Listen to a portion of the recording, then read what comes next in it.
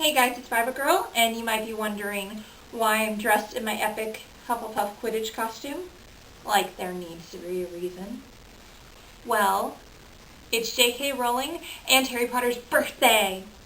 So I'm doing my 4th annual video in honor of the wonderful day that is July 31st. Today is Harry's 33rd birthday, and in honor of that, I'm going to do 33 facts about why Jo Rowling is one of my personal heroes. And these are in no particular order. Jo was the first billionaire that became a millionaire from donating her own money. Jo's new book, Cuckoo's Calling, she's donating the first 3 years of profit to charity. Jo has started her own charity called Lumos. Jo has inspired another charity called the Harry Potter Alliance. Before Harry Potter, Jo worked for Amnesty International. Although it's not my personal story, I know that there are countless people in my generation that grew into a love of literature and reading because of Harry Potter. As a child, JK Rowling would go to a nearby church and help clean it up for petty cash. At that same church, she personally requested to be baptized. Jo was a teacher. She described meeting Harry. The closest emotion to it would be falling in love. And personally, as someone that likes to write, that makes her own characters, I think that's the most beautiful and accurate description of meeting a character. Although she doesn't talk about it in detail, she did leave an abusive husband for her safety and the safety of her child. Because she got government funds during that difficult time in her life, Jo refuses to live anywhere besides the UK because the UK deserves her tax dollars, which I think is an amazing example of how the welfare system can work positively. She used writing as a tool to stop or to deal with depression. Jo's also just been, in general, very open and honest about depressive episodes in her life. And personally, as someone that was on antidepressants when I got into Harry Potter, that's very inspiring to me. She loves her kids. She bought the neighboring property toward them to build a playhouse for her kids. She has a deep understanding of ancient mythologies. She was a good student, worked hard, and graduated from university. She was a commencement speaker at Harvard. She treats children and young adults like intelligent people that have brains. Jo has never shied away from intense subjects, including slavery, poverty, and racism. Jo also inspired an entire genre of music called wizard rock. Wizard rock is like Christian rock, except it involves witches and wizards. One of these songs was written by a guy named Hank Green, and his YouTube channel that he does with his brother exploded in popularity directly because of this song. And as a result, thousands of charities have been supported through things this channel does, called the Project for Awesome and the Foundation to Decrease World Suck. Jo wrote 3 companion books to Harry Potter that were written to help charity.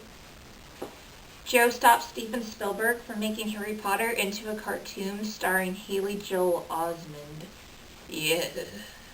She made sure the movies would be filmed with British actors, which introduced me and a lot of other people to a lot of amazing British talent.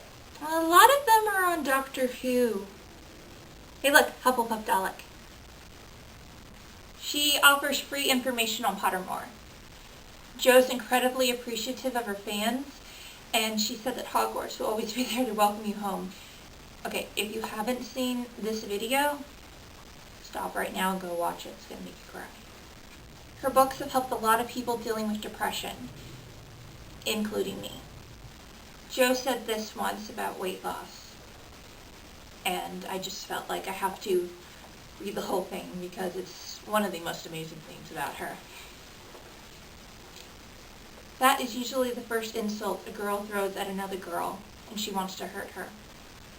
I mean, is fat really the worst thing a human being can be?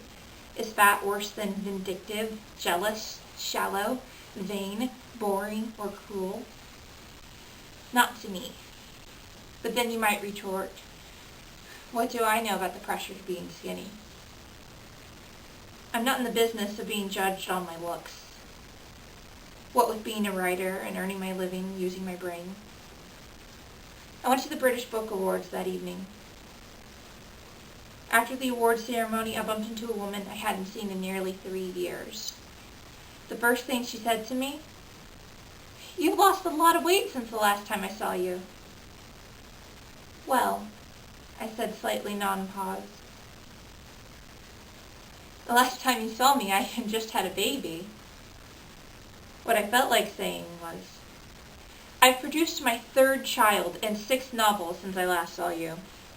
Aren't either of those things more important, more interesting than my size?" But no, my waist looked smaller. Forget the kid and the book. Finally, something to celebrate. I've got 2 daughters who'll have to make their way in the skinny, obsessed world, and it worries me. Because I don't want them to be empty-headed, self-obsessed, emaciated clones. I'd rather they were independent, interesting, idealistic, kind, opinionated, original, funny. 1,000 things before thin. And frankly, I'd rather they didn't give a gust of stinking Joanna flatulence whether the woman standing next to them has fleshier knees than they do. Let my girls be Hermione rather than Pansy Parkinson. Before Ivana Lynch became Luna, she wrote JK Rowling a letter asking for help with her anorexia. Not only did Jo write back, but they kind of became pen pals, and Ivana Lynch says that Jo saved her life.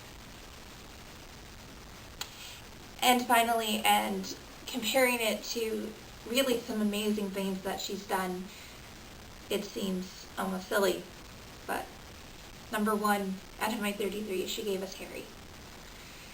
And a lot of good has come out of the world because of that little boy wizard.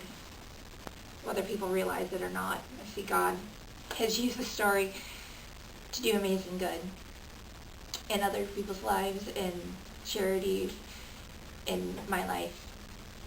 So happy birthday, Jo. Happy birthday, Harry. And thank you for all these awesome things that you are. And I'm so lucky that through these books I got to meet a woman who is an amazing role model for me. Alright, I love you guys. God bless. And I'll see you later. Bye.